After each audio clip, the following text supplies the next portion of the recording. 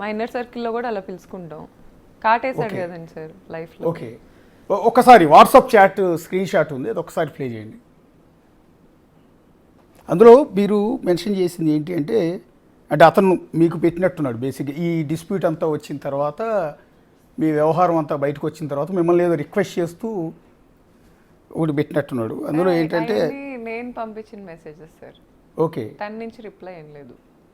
ఆహా, అక్కడ డిస్ప్లే అవుతున్న మెసేజెస్ అని నేను పంపించినాయి. మీరు పంపించారు? నేను పంపించినాయి. ఎందుకంటే ఈ రితు చౌదరితో ఎఫ్ఐఆర్ అనేది జూన్ 9న బయటపడింది నాకు, జూన్ దానికి ముందు.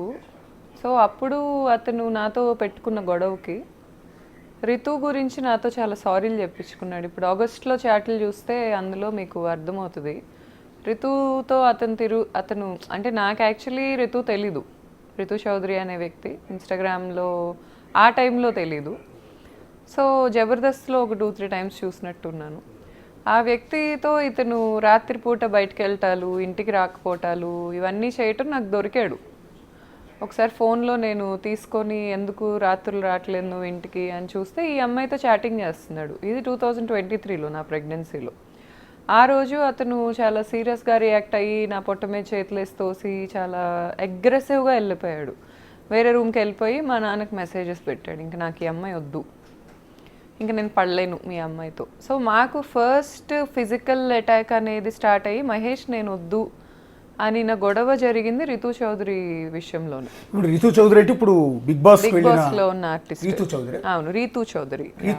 రితు చౌదరి ఏమో మరి రితువా సార్? అంటే మేము ఆమె మీద ఇంతకు ముందు కూడా మేము ఒకటి టెలికాస్ట్ చేసాము. ఆమె భర్త శ్రీకాంత్ అనే వ్యక్తి ఆంధ్రప్రదేశ్లో ఉన్న ఒక రాజకీయ పార్టీ అధికారంలో ఉన్నప్పుడు ఓకే ఈమె పేరు మీద అతని పేరు మీద మొత్తం దాదాపు 700 ఎకరాలు అక్రమ భూములన్నింటిని కూడా రిజిస్ట్రేషన్ చేయించుకున్నారు. 1000 కోట్ల ఆస్తులు వీళ్ళ పేర్ల మీద ఉన్నాయి, బినామీలుగా ఉన్నారు. చాలామంది పెద్ద పెద్ద రాజకీయ నాయకులందరికీ కూడా రితు చౌదరి అండ్ శ్రీకాంత్ వీళ్ళిద్దరూ కలిసి గోవా వెళ్ళి గోవాలో ఉన్న ఒక ఫామ్ హౌస్లో ఈ సెటిల్మెంట్లన్నీ చేశారు, ఈ భూములన్నీ రిజిస్ట్రేషన్ చేయించారు అని రితు చౌదరి మీద గతంలో కూడా అలిగేషన్ వచ్చింది. ఆమె భర్త శ్రీకాంత్ కూడా బిగ్ టీవీ స్టూడియోకి వచ్చి మాట్లాడి వెళ్ళాడు. తర్వాత రితు చౌదరిని కూడా సంప్రదించాం కానీ ఆమె పెద్దగా రాలేదు. సో ఇప్పుడు బిగ్ బాస్కి కూడా వెళ్ళారు ఆవిడ.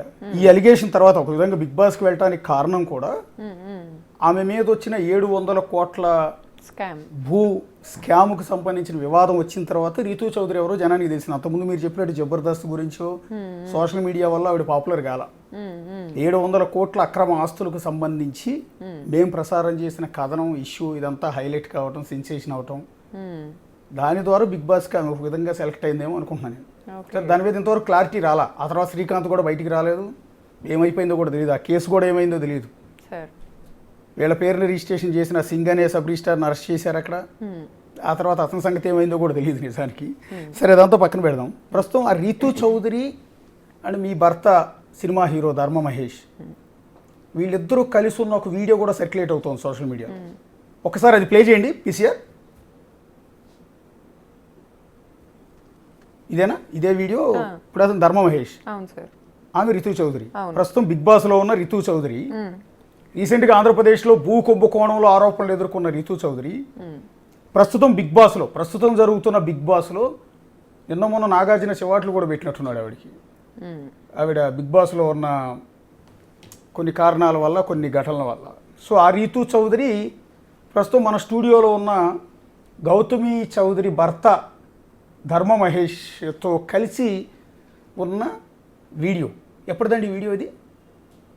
ఇది ఆగస్ట్ అనుకుంటా సార్. అక్కడ పైన ఉంటాయి సార్ స్టాంప్స్. అంటే ఈ పోయినలోనే 2025. అవును, అంటే బిగ్ బాస్కి వెళ్ళక ముందు ఆవిడ ఏది ఇదంతా మీరు బయటకు వచ్చి ధర్మ మహేష్ గురించి అలిగేషన్ చేసి కేసు పెట్టి ఇంత జరిగిన తర్వాత?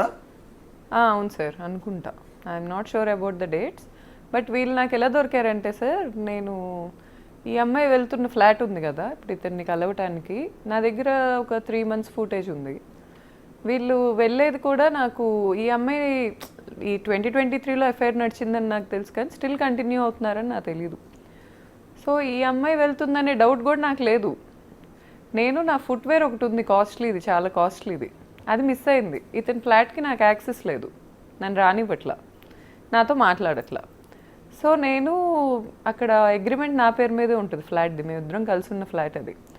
నా ఫుట్వేర్ చూసుకోవటానికి వెళ్ళా, సీసీటీవీ చెక్ చేసుకుందామని వెళ్తే ఈ అమ్మాయివి ఒక్కటి కాదు, 2 కాదు, 10 రోజులు, 20 రోజులు వస్తూనే ఉంది, డైలీ వస్తూనే ఉంది. అది కూడా timings night 1 to 4, okay, either 12:30 అలా స్టార్ట్ అవుతుంది రావటం. ఒక 4 hours 3 hours ఉంటుంది సార్, ఎక్కువ ఉండదు. మళ్ళీ వెళ్ళిపోతుంది.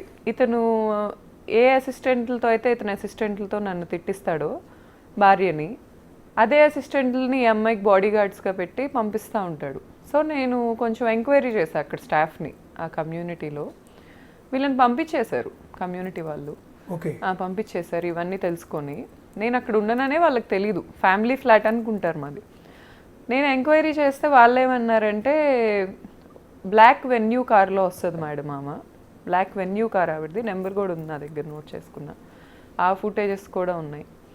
రాత్రులే వస్తుంది, అర్ధరాత్రులు. సార్ కింద ఉండే స్టాఫ్ ఏం చెప్పారంటే మేడం వచ్చింది నోట్ చేయకూడదు, నోట్ చేస్తే ఊరుకోని బెదిరించారు.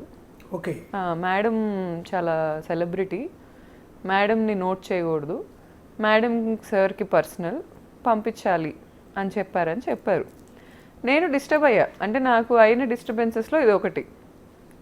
ఈ అమ్మాయితో ఉంది అనేది నాకు 2023లోనే తెలుసు. అంటే వాళ్ళిద్దరి మధ్య ఎఫ్ఐఆర్ ఉంది అనుకుంటున్నారా? నేను అనుకుంటున్నా Okay. నాకు ఉంది అని అతనైతే అడ్మిట్ చేయాలి. అతను చెప్పాడు నాకు 2023లో నువ్వు ఎఫ్ఐఆర్ నాకు పెడితే నేను పెడుతున్నాను అని ఎలిగేషన్. నువ్వు పెడితే నాకు హీరోయిన్లతో పెట్టు, ఇలాంటి ముచ్చుమొహాలు సైడ్ ఆర్టిస్టులతో నాకు ఎఫ్ఐఆర్లు పెట్టకు, ఇదే మాట అన్నాడు అతను. నాకు ఆ అమ్మాయి మొహం అలా నాకేమనిపించలే, అతనే అన్నాడు పెట్టకు నాకు ఎఫ్ఐఆర్లు ఈ అమ్మాయితో, నువ్వు పెడితే హీరోయిన్ మెయిన్ ఆర్టిస్టులతో పెట్టు. ఇలా ఈ అమ్మాయి సైడ్ ఆర్టిస్ట్, అతను సినిమాలో యాక్ట్ చేసింది. వీళ్ళిద్దరిది సీన్ కూడా ఉంటుంది, అందులో చీటింగ్ గురించే మాట్లాడుకుంటుంటారు వీళ్ళిద్దరు సినిమా సీన్లో. ఓకే, సో ఈ అమ్మాయి ఇష్యూస్ అవుతున్నాయి అని 100% ఆ అమ్మాయికి నేను మీడియాకు ఒకవేళ వెళ్ళక ముందు ఈ వీడియో ఉన్నా తెలుసు. ఎలా అంటే 2023లో ప్రెగ్నెంట్ నేను అమ్మాయికి కాల్ చేశా. ఓకే, నాకు వాళ్ళిద్దరి మధ్యలో ఎఫ్ఐఆర్ నడుస్తుందని నాకు ర్యాండమ్ పీపుల్ చెప్పారు. తను ఇన్ఫ్లుయెన్సరే కదా, పబ్బుల్లో కనిపిస్తున్నారు వీళ్ళిద్దరూ, రాత్రిపూట కలిసి తిరుగుతున్నారు, కార్లో కనిపించింది ధర్మాతో, ఇలా చెప్తుంటే నేను ఫోన్ చేసి అడిగా, రితు ఏంటిది, ఇది నిజమేనా, నేను సర్టెన్ థింగ్స్ వింటున్నాను, ఇది నిజమేనా? అయ్యో చీచి, అసలు నువ్వు ఒక బిజినెస్ ఉమెన్ అని నాకు తెలుసు, నువ్వు చాలా తెలిసిన దానివి నాకు, నువ్వు ఒక ఇన్ఫ్లుయెన్సర్ అని నాకు తెలుసు, మీరిద్దరూ ఎప్పటి నుంచో నాకు తెలుసు, నేనెందుకు అలా చేస్తాను అనింది. నేను నమ్మేశా, ఇతన్నే నేను పట్టుకోలేకపోయా ఆ టైంలో, ఆ అమ్మాయిని నమ్మేసిన తర్వాత స్లోగా నాకు అసలు ఎప్పుడైతే ఈ అమ్మాయితో ఫ్రెండ్షిప్ స్టార్ట్ అయిందో సార్, ఖచ్చితంగా ఏదో అలవాటు చేసింది ఆ అబ్బాయికి అయితే నాకు అనిపించింది. ఒక వైఫ్కే అర్థమవుతుంది హస్బెండ్ ఎలా ప్యాటర్న్స్ మారుతున్నాయి, హస్బెండ్ నైట్ ఎప్పుడు రావట్లేదు, కొత్తగా ఈ హ్యాపీ డెంటల్ తింటాం ఒకటి, ఈ హ్యాపీ డెంటల్ ఎందుకు తింటున్నాడు, సర్టెన్ థింగ్స్ ఎందుకు కవర్ చేసుకుంటున్నాడు, ఇవన్నీ నాకు డౌట్